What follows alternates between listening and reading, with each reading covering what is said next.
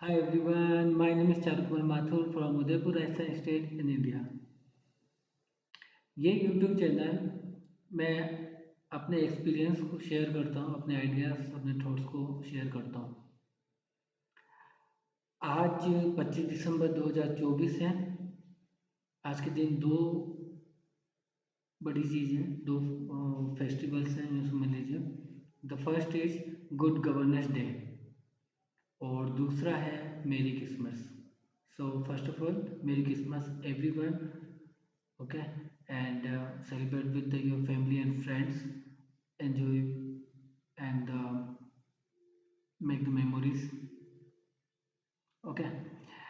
So आज हम बात करने वाले हैं गुड गवर्नेंस डे पर। ये क्यों मनाया जाता है? So good governance day Shri Atal Bihari Vajpayee ji के जयंती पर मनाया जाता है। जैसा कि हम जानते हैं कि काफ़ी जो अटल बिहारी वाजपेयी जी थे वो काफ़ी अच्छे पर्सन थे, एक अच्छे पॉलिटिशियन भी थे और दूरदर्शी भी सोच रखते थे। सो उनकी याद में हम गुड गवर्नेंस डे मनाते हैं। इसका उद्देश्य है कि प्रशासन में ट्रांसपेरेंसी हो, जवाबदेही और कुशलता को बढ़ावा, ताकि नागरिकों नागरिक कौन? हम इंडियन सिटीजन्स को बेहतर सेवाएं, सर्विसेज और उनके अधिकार सुरक्षित रह सकें। तो इसलिए गुड गवर्नेंस डे मनाया जाता है। हालांकि इसके पर्पज और मैं आपको बता देता हूँ इसके उद्देश्य क्या है। एक तो फर्स्ट है पारदर्शी, ट्रांसपेरेंसी बढ़ाना, सरकार की कार्यप्रणाली को खुला और सुलभ बनाना। ओके, सो जितनी ट्रांसपेरेंसी होगी लोग उनसे जुड़ेंगे, सरकार में विश्वास बढ़ेगा, है ना। दूसरा, जवाबदेही सुनिश्चित करना, अधिकारियों और संस्थाओं को उनके कार्यों की उत्तरदायी बनाना। अब ये लाइन क्यों आती है मैं बता देता हूँ इसके बारे में कि सरकार आम लोगों के वोट से बनती है। साथ ही साथ जो सरकारी संस्थाएं हैं, आपकी बिजली, पानी, पीडब्ल्यूडी, मतलब जो भी हैं ये सरकारी संस्थाएं, ओके, ये आपके रजिस्ट्री कार्यालय, ये जितने भी हैं सब में सरकारी संस्थाएं, वो सब आपके टैक्स से चलते हैं। और ये इन लोगों की रिस्पॉन्सिबिलिटी है कि ये हमें जानकारी दें जो भी इनसे मांगी जाए। ये हमारी सुविधाओं के लिए होते हैं, हमारे काम टाइम पे हो सके उनको करने के लिए ये ऑफिसेस बनाए गए हैं। वहाँ पे पर्टिकुलर आदमी जो पर्सन्स हैं, अधिकारी हैं, उनको डिप्यूटेड किया जाता है। कलेक्टर हैं, ये सब हमारे लिए हैं ताकि व्यवस्था बना सकें। अब होता है ना कि वो एक लीडर होता है, हम चुनते हैं ताकि वो लीडर हमारी जो मांगे हैं उसको पूरा कर सके। जैसे क्लास में होता है कि एक मॉनिटर बना दिया, अब मॉनिटर ने जो बोल दिया वो सही, तो क्योंकि मॉनिटर क्यों सही? क्योंकि उन सब की मांगों को एक मतलब पूरा समझता है, उन समझने के बाद उन मांगों पर काम करने की वो काबिलियत रखता है। इसलिए हम वोट देते हैं। मॉनिटर हो या हमारे लीडर्स हों, विधायक हों, जो भी एमपी एमएलए जो भी हैं, हम उनको करते हैं। और उन्हीं के साथ साथ हम सरकारी ऑफिसर्स को भी हम ही करते हैं, बट हम उनको टैक्स के थ्रू हम उनको सैलरी करवा देते हैं। मतलब हम टैक्स पे करेंगे तब जाके उनको सैलरी मिलेगी। सो आपकी रेलवे, बस है, पुलिस स्टेशन है, मिलिट्री है, जितनी भी आपको सर्विस मिल रही है सबका आप टैक्स पे कर रहे हो और सब टैक्स के पैसे ही वो अपनी सैलरी लेते हैं। सो वो they are the responsible to give you information, to protect you and give you the answer of your questions, okay. तो जवाबदेही सुनिश्चित करना गुड गवर्नेंस का भी एक पर्पज है। सबसे इम्पोर्टेंट, नागरिकों को सशक्त बनाना, सशक्त एम्पावर करना। प्रशासन में सक्रिय जो नागरिकों की भागीदारी है उसको बढ़ाना। जैसे सरकार अलग अलग प्रोग्राम बनाती है, पल्स पोलियो है या गवर्नमेंट के जो प्रोग्राम्स होते हैं, जैसे अ, जैसे क्या बोले अभी मैं प्रोग्राम में, जैसे EPF या फिर आपका ये कंज्यूमर अफेयर्स हैं, या फिर आपका बोलते हैं कि अ, कोई कैंपेन्स हैं गवर्नमेंट के, वोटर का ID का, मतलब बहुत सारे कैंपेन्स चलते हैं। ओके, सो उसमें नागरिकों की भागीदारी, ताकि वो नागरिकों को सशक्त बना सके। कहने का मतलब ये है कि नागरिक, हम लोग नागरिक मतलब हम इंडियन सिटीजन्स, तो जितने एम्पावर होंगे तभी हम तभी हम चीज़ों को जान सकेंगे, अपने अधिकारों को जान सकेंगे, हम अपने काम को किस तरह से करना है उसके बारे में जानकारी ले सकेंगे। और फोर्थ पर्पज है गुड गवर्नेंस का, वो है सेवाओं में गुणवत्ता सुधार करना। जनता को सेवाएं कुशलता और प्रभावी तरीके से प्रदान करना, ये गुड गवर्नेंस के पर्पज है। तो सीधी सी बात है, हम टैक्स पे कर रहे हैं, they are the service provider and उनको हमें सर्विस देनी है, और वो फ्री में नहीं दे रहे हैं, हम टैक्स दे रहे हैं और वो टैक्स के पैसे से वो उनको सैलरी जा रही है, मतलब हम पे कर रहे हैं कुछ ना कुछ, फ्री में नहीं है, नथिंग इज फ्री। ओके, सो ये गुड गुड गवर्नेंस का पर्पज है। सो इसमें आजकल जो चल रहा है उसके लिए गुड गवर्नेंस क्या कर रही है, जैसे वर्कशॉप्स कर रही है, सेमिनार्स करती हैं टाइम टाइम पे, है ना। नागरिकों के अधिकारों और कर्तव्यों के प्रति जागरूकता, मतलब स्कूल कॉलेजों में, या ये जो 15 अगस्त है, मतलब जितने भी पब्लिक जो प्रोग्राम्स होते हैं उनमें बताया जाता है। सबसे इम्पोर्टेंट डिजिटल सेवाओं को बढ़ावा देना। अभी कुछ 10 सालों में हमने देखा होगा कि डिजिटल सर्विस काफ़ी बढ़ गई है, लोग डिजिटल होते जा रहे हैं, सोशल मीडिया पे अपना बिजनेस मार्केटिंग कर रहे हैं, है ना। और साथ ही साथ अपना जो बिजनेस है उसको ऑनलाइन ले गए, ताकि काम आसान हो सके, है ना। एक और सुशासन में योगदान देने वाले व्यक्तियों को, संस्थाओं को सम्मानित करना। आपने देखा होगा 15 अगस्त वाले दिन या 26 जनवरी, या अ, जैसे वो होता है कि राष्ट्रपति भवन में लोगों को पुरस्कार किया जाता है ना, तो सम्मानित किया जाता है, ऑनर किया जाता है। तो इस तरीके से उनको किया जाता है ताकि वो अपना और अच्छा कंट्रीब्यूशन दे सकें, है ना। तो गुड गवर्नेंस के जरिए जो डे है वो बनाते इसलिए हैं ताकि जो प्रशासन है वो अपना काम ढंग से कर सके, और साथ ही साथ नागरिकों को के को के अधिकारियों को अधिकार से, अधिकार है, राइट्स हैं, उसके बारे में उनको सशक्त बना सके, उनको एम्पावर कर सके। इसमें मैं अपना कुछ अनुभव आप लोगों के साथ में जोड़ना चाहूँगा कि अभी मैं आजकल जो देख रहा हूँ वो आजकल हर डिपार्टमेंट में ऑलमोस्ट वहाँ पे हम लोग अपना काम करवाने के लिए ब्राइब देते हैं, ताकि हमारा काम आसानी से और जल्दी हो सके।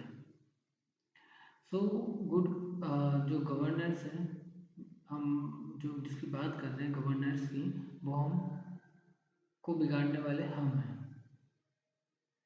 ओके, सो अगर आप, तो मैं बोलूँ कि गूगल पे जाइए और उस पर आप टाइप कीजिए what the most biggest problem in India, so you will see the answer in first is corruption. Okay, so corruption हमारे देश का सबसे बड़ा प्रॉब्लम है, और वही प्रॉब्लम हमारे जो प्रशासन को भी बिगाड़ रखा है। तो इस वीडियो के जरिए मैं सिर्फ आप लोगों से यही कहना चाहूँगा कि पहली बात, कि करप्शन देना बंद करें, ब्राइब देना बंद करें अपने काम के लिए। आप ऑलरेडी अपनी टैक्स दे रहे हो, ओके।